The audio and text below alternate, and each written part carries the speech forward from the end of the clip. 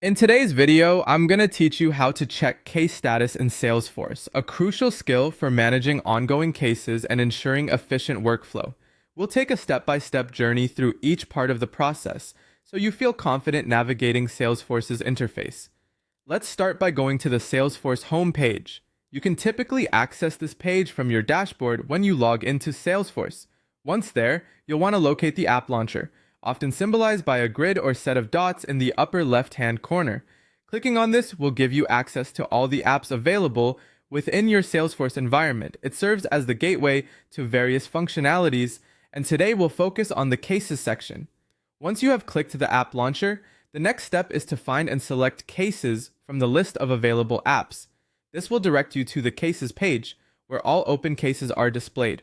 Depending on your role or team, this list might show a wide range of cases with varying statuses. It's essentially your control center for case management.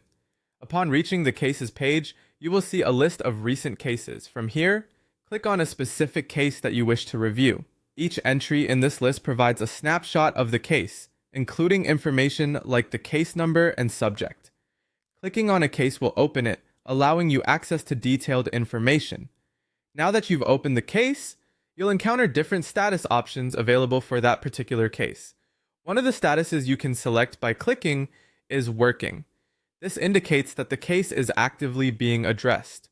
Similarly, you have the option to mark the case as Waiting on Customer, which denotes that further action from the customer is needed before proceeding. If a situation requires immediate attention and surpasses standard handling time, you might choose the Escalated status. This can help prioritize the case for faster resolution. Conversely, if the issue has been resolved or no further action is needed, you can set the case status to Closed.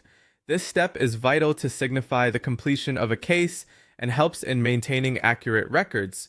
Additionally, if a brand new development occurs, you can highlight that by clicking New, demonstrating the inception of a case development phase. And finally, when a case reaches its conclusion, you have the option to click on Mark Status as Complete. This action signifies that all necessary steps have been taken, and the case can be considered fully concluded. By following these steps and understanding each option's purpose, you'll be equipped to efficiently manage and track case statuses in Salesforce.